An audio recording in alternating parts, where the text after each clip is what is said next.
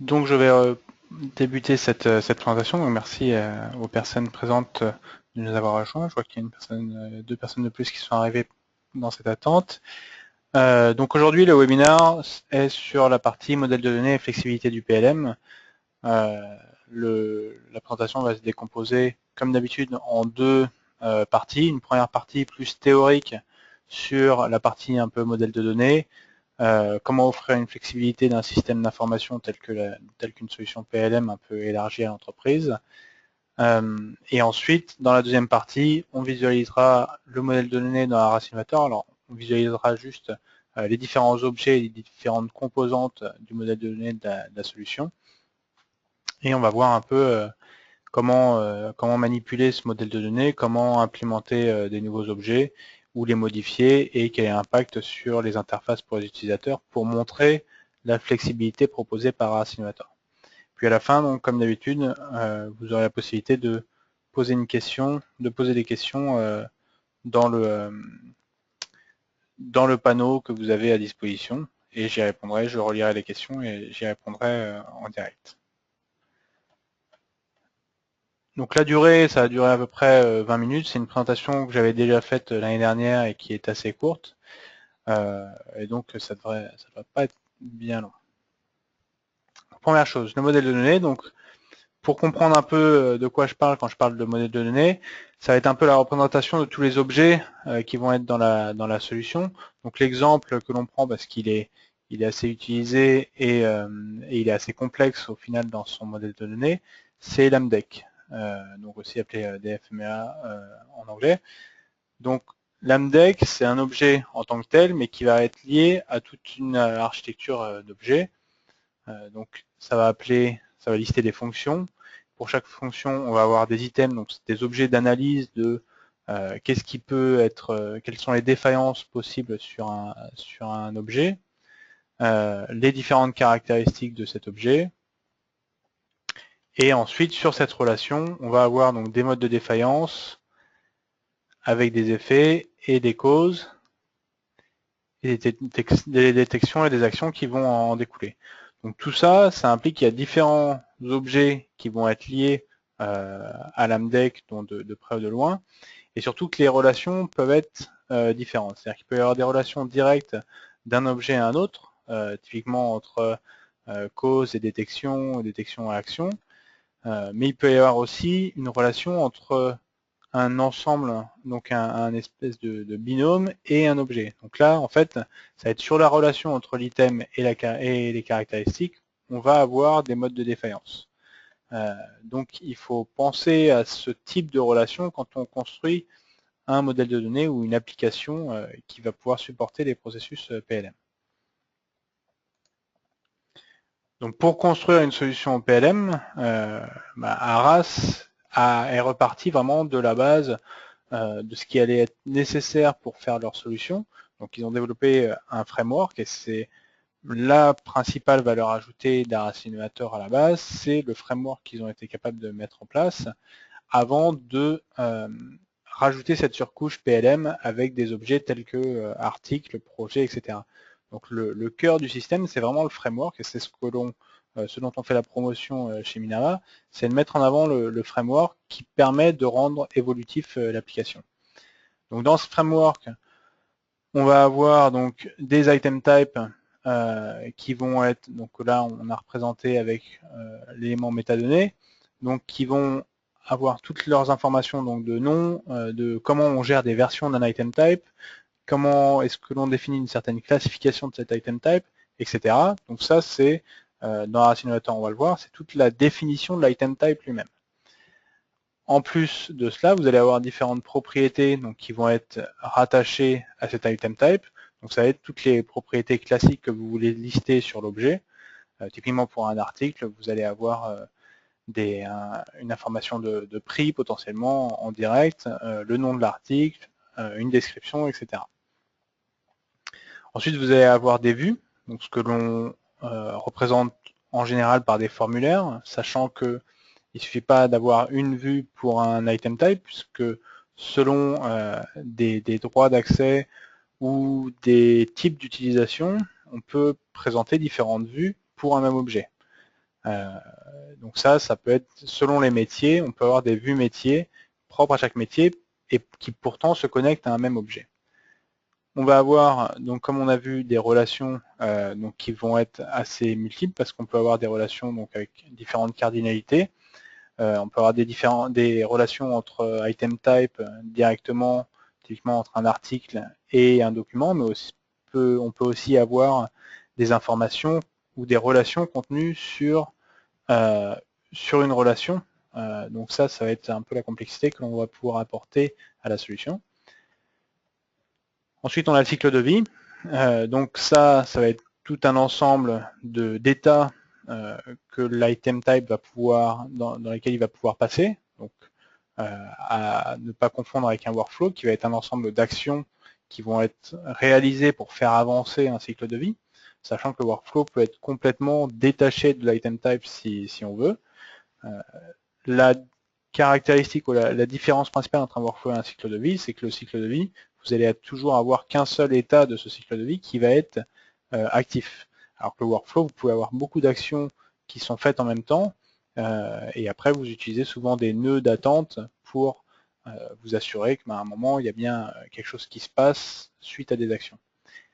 Vous avez toute la partie droit et permission qui est très importante. C'est quelque chose qui se passe plus vraiment dans le côté caché de la solution, mais qui est très demandé pour s'assurer de la limitation d'accès des différentes données aux différentes personnes de l'entreprise, et aussi de permettre à un moment de donner accès au système à des collaborateurs, pas forcément dans l'entreprise, mais aussi des partenaires d'autres entreprises, et donc qui va permettre de bien limiter tout cela.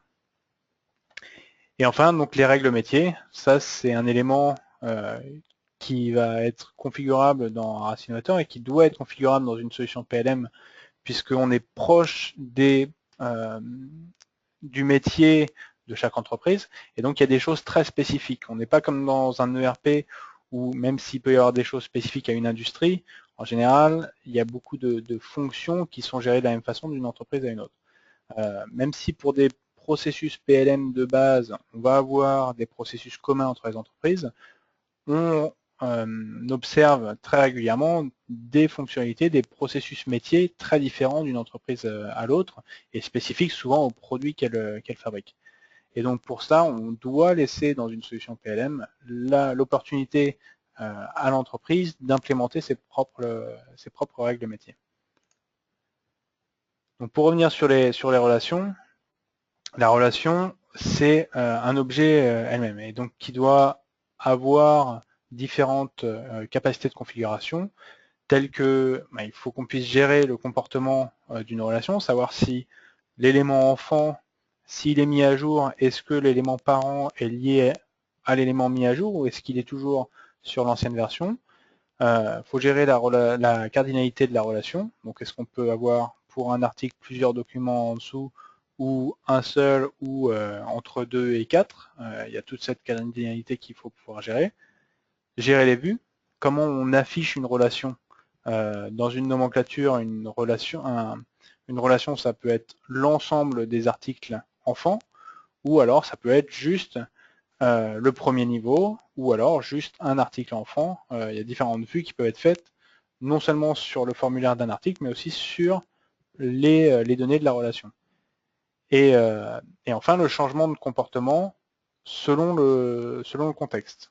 Donc une relation, dans un contexte, peut se comporter d'une certaine manière, et dès qu'on passe dans un autre contexte, donc que ce soit un cycle de vie, une étape de cycle de vie différente, ou un accès d'un utilisateur, de deux utilisateurs avec des droits différents, le changement de comportement peut être opéré. Donc là, je reviens sur l'élément de configuration d'une relation, est-ce qu'elle est fixe ou flottante. Donc typiquement, pour certaines relations, on ne veut pas bloquer la relation entre l'élément parent et les évolutions de l'élément enfant. Pour une relation fixe, là, on va bloquer cette relation et on va obliger l'utilisateur à passer à travers un processus de gestion de modification pour faire passer cette relation ici si besoin et si validée.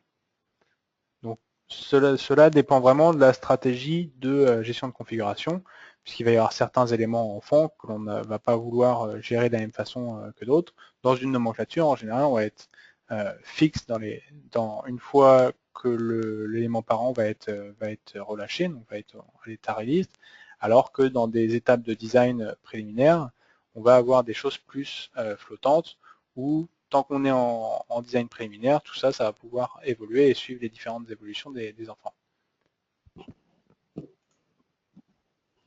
Donc d'autres éléments qui font partie de cela, donc j'ai cité déjà cycle de vie, workflow.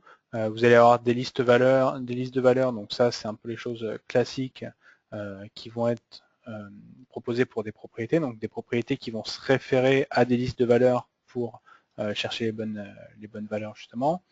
Les identités, donc on parlait de droits et permissions, c'est comment construire toute une architecture de groupes d'identités dans l'entreprise pour s'assurer que les bonnes personnes aient accès aux bonnes informations. Les utilisateurs eux-mêmes, donc que l'on différencie des identités, puisqu'un utilisateur c'est vraiment une personne physique, alors qu'une identité ça va être un point logique d'accès à de l'information.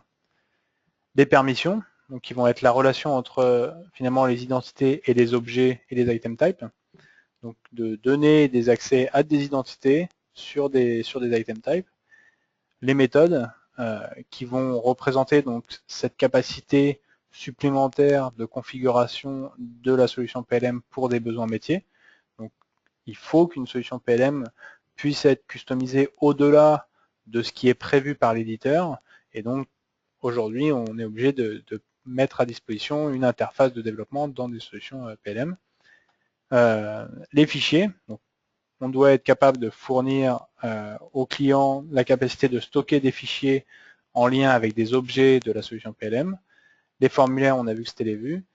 Et les séquences, ça c'est tout ce qui est codification des outils, des articles ou de tout item type dans la solution. Donc s'assurer qu'on gère une codification souvent qui a du sens pour nos clients. Donc un modèle de données beaucoup plus simple que le modèle de données de l'AMDEC, ça va être la relation donc entre une nomenclature article, un document et un fichier. Donc on fait une distinction entre ces éléments-là. Donc une nomenclature d'article, c'est représenté de manière assez simple. C'est un article qui pointe vers lui-même, sachant que cette relation d'un article vers lui-même, c'est un item type aussi. Donc ici, on pourrait avoir un autre carré bleu qui s'appellerait nomenclature ou lien de nomenclature, sur lequel on peut aussi stocker de l'information. On peut aussi stocker des propriétés telles que la quantité, par exemple, ou on peut aussi non seulement stocker de l'information, mais rebrancher d'autres objets. Donc typiquement, sur une relation, on peut avoir des équivalences pour que les personnes, dans le contexte d'une nomenclature, aillent chercher des équivalences.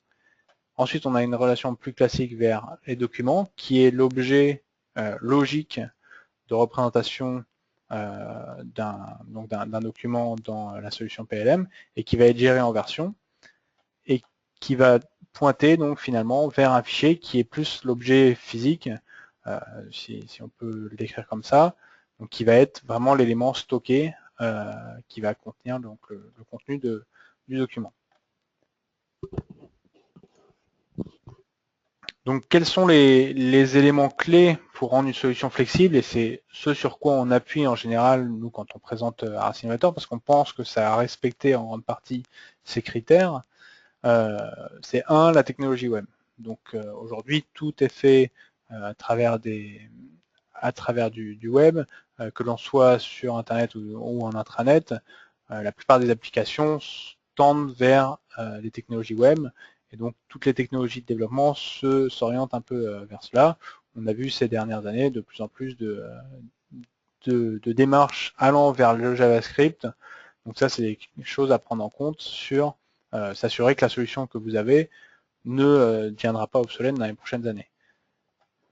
Donc de plus, ça facilite le déploiement de mise à jour, donc vous n'avez pas besoin de passer sur chaque poste. Bon, ça aujourd'hui, ça devient un peu répandu chez tous les éditeurs.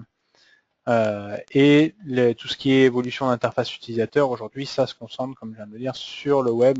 Donc c'est important aujourd'hui d'avoir une application web.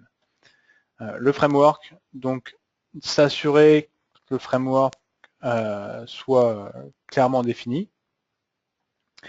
Donc d'avoir des choses assez distinctes et pas tout codé en dur et qui interfèrent entre les différents éléments. Donc dans une solution comme Aras Innovator, vous avez vraiment d'un côté toute la partie gestion des permissions, de l'autre côté toute la partie identité, des cycles de vie et workflow. Tout est assez bien distinct et on est vraiment sur une partie framework logique qui n'a rien à voir avec du PLM. Donc ça permet vraiment de détacher les différentes briques logiques du système.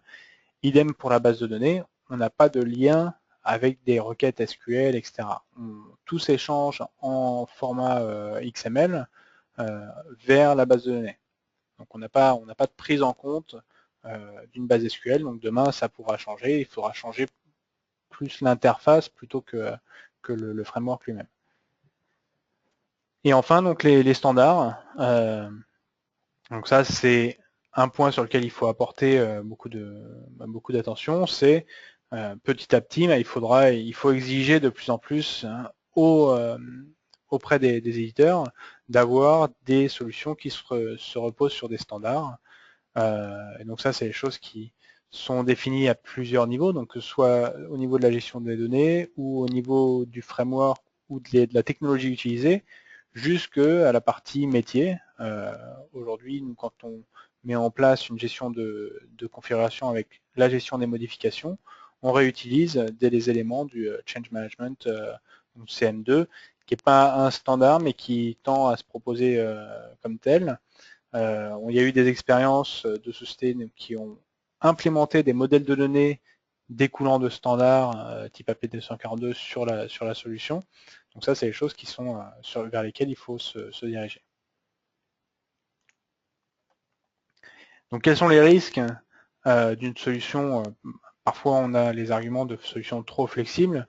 Nous, ce qu'on nous remonte quand on essaye de parler de solutions flexibles, c'est que c'est le manque de contrôle. C'est-à-dire que plus c'est flexible, il y a la crainte qu'on puisse faire tout et n'importe quoi. Alors, il faut bien distinguer les choses. La flexibilité, ça ne veut pas dire faire n'importe quoi. Il y a des processus de gestion d'application d'entreprise qui sont clairs, qui doivent être clairement définis et qui doivent être indépendants de la flexibilité de l'outil. Ils ne doivent qu'en bénéficier normalement. Et donc le deuxième risque qui est présenté, c'est moins de fonctions natives adaptées aux besoins du client. C'est souvent le reproche qui est fait quand un éditeur travaille trop sur le framework et finalement ne propose pas assez d'éléments métiers. Donc ça, après, ça devient potentiellement le travail d'intégrateur ou le travail des entreprises elles-mêmes, bien sûr, de se nourrir du framework pour fournir une application qui répond vraiment au business de nos clients. Donc pour faire un peu rapidement la présentation de la flexibilité du modèle de données dans la solution, je vais passer donc rapidement sur l'interface. Donc maintenant on présente Aras Innovator avec la dernière version disponible, qui est la version 10, donc, que vous pouvez utiliser sur Firefox, sur Internet Explorer, et qui est disponible, vous pouvez aussi utiliser avec un Mac en tant que PC client. On va lister rapidement, on va voir où est-ce qu'on trouve les objets, les item types. Et alors l'export du modèle de données, je n'ai pas adapté la solution que l'on avait. Ça, je vous référais à un développement qui a été fait, qui a été présenté à Chicago il y a 2 semaines, d'une société qui s'appelle Getrag Ford et qui a fait un outil assez intéressant. Je l'enverrai après à toutes les personnes j'enverrai la vidéo à toutes les personnes qui ont assisté à ce webinaire. Et enfin, je vais présenter rapidement la modification d'un formulaire et modification d'un cycle de vie. Donc dans Aras 10, le design a un peu changé, mais toute la logique de navigation reste la même ou quasiment la même. La seule différence au niveau de l'arborescence à gauche, c'est que l'on va avoir potentiellement plusieurs niveaux. Donc ça a évité d'avoir un panneau d'administration qui fait 2 fois la taille de l'écran. Donc ça, c'était une évolution qui a été apportée. Et donc, de la même façon que dans les anciennes versions, on va retrouver les item types ici, avec leur listing sur la partie ici. Et donc avec les mêmes fonctionnalités de repli des panneaux latéraux.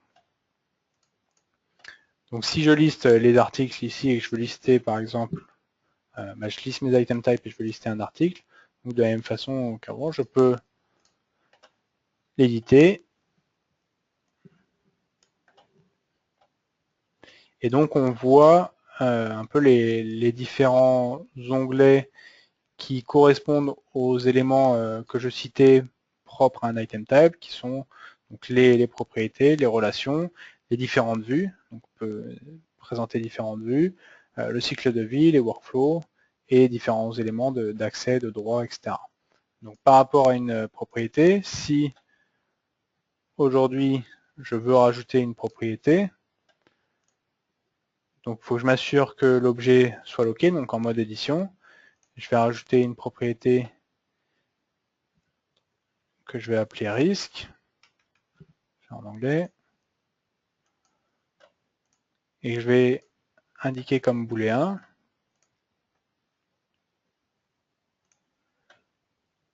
donc là je crée une nouvelle propriété dans la solution qui est propre, donc qui est liée à l'article. Ce que je peux faire aussi, c'est que je peux créer une relation en plus. Je peux définir des nouvelles vues. Là on voit qu'il y a deux vues qui dépendent en fait, là c'est la même identité, mais on peut avoir différentes vues qui vont dépendre de différentes identités. Pour les actions, alors ça c'est les choses que l'on peut lancer en interne, tout ce qui est un peu customisé. Vous avez le cycle de vie qui est lié.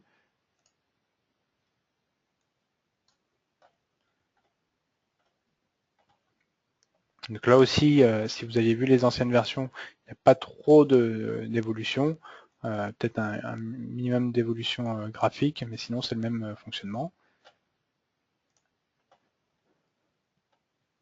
Si j'ouvre un article,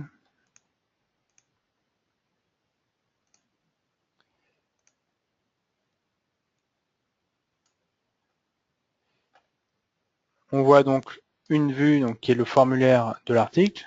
J'ai pas la mention ou la propriété risque qui était intégrée, puisque pour l'instant j'ai juste changé le modèle de données. Donc là, je reparle vraiment de tout ce qui était indépendance des éléments. J'ai modifié le modèle de données. La vue, elle était déjà définie. Si je veux que la vue soit impactée par le modèle de données, il faut que je fasse le changement adéquat. Donc, je vais modifier la vue, qui va être ici un formulaire.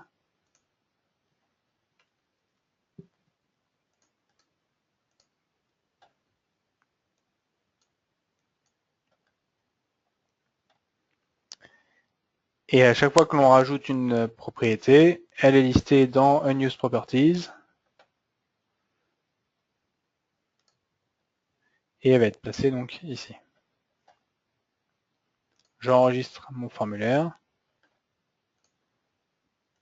et si je recrée un article, j'ai la notion de risque donc qui est intégrée en tant que booléen ici avec l'interface adéquate. Si j'avais mis que le risque était un texte, j'aurais eu une fenêtre comme la longue description.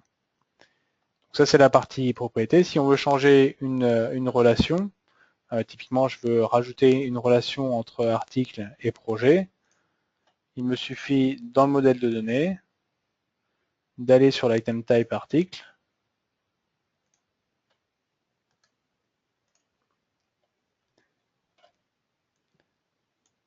et de créer une relation vers le modèle de données.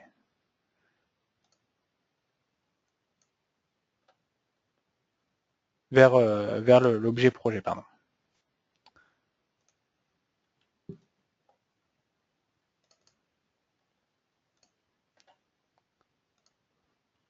Donc je l'appelle par project. Je vais appeler l'onglet, donc ça c'est le nom que l'on verra sur l'onglet. Et donc ça va me permettre de créer des relations, de rattacher des projets à des articles. Donc typiquement, si on a un article pour lequel on veut avoir toute une gestion de projet liée à cet article, ça va nous permettre de rapidement implémenter cette fonctionnalité. Donc là, on le voit en dernier onglet. Si on voulait modifier l'ordre et avoir le projet ici, il y avait une valeur de sort order qu'il suffit de changer donc pour faire cet élément-là. Ensuite, sur l'article, on a un cycle de vie.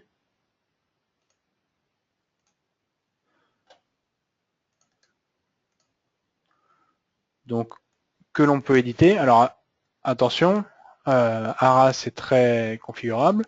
Cependant, quand on change des cycles de vie et des workflows, il faut prendre en compte tous les impacts que ça a. Si vous cassez un lien à un endroit alors que vous avez des articles qui sont dans un certain état et vous les empêchez donc de retourner dans un autre état, ça, il faut le prendre en compte avant de faire ces modifications.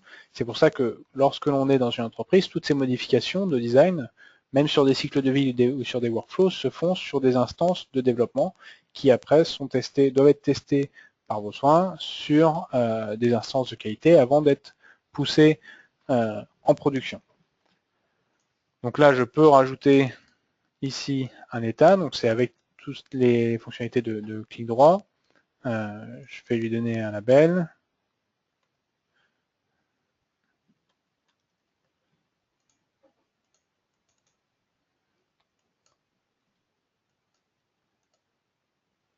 Et je vais le mettre sur une transition ici.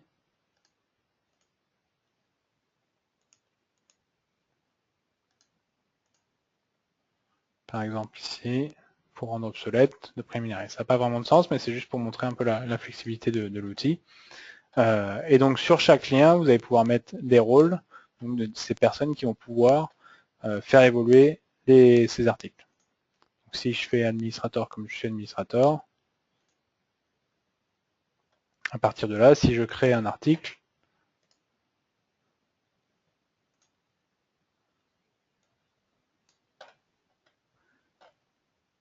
je lui rendre un part number.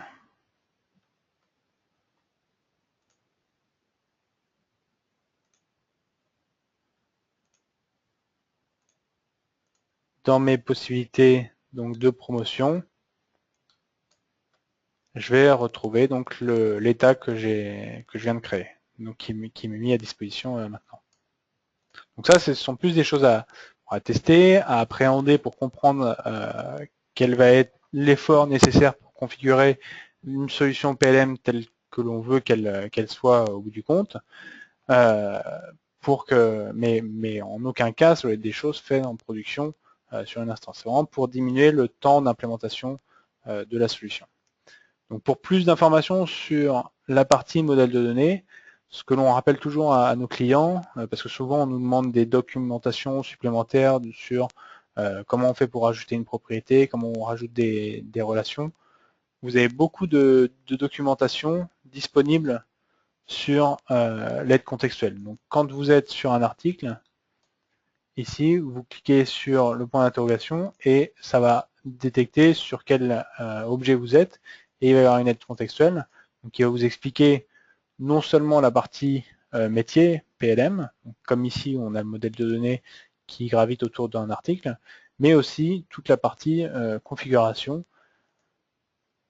donc comment gérer des identités, comment gérer des permissions, etc. Et ça c'est important de vraiment prendre en compte ces informations. Il faut savoir que pour tout déploiement d'un innovateur, tous les clients qui communiquent sur la solution ou qui ont rapporté leurs expériences pendant les conférences à Simulator indiquent qu'il faut une personne formée en interne pour que ce genre de projet fonctionne.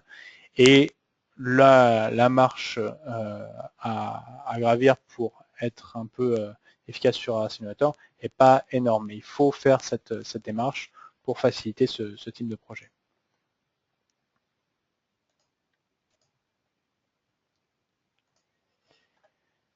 Voilà, donc j'arrive au bout de la présentation.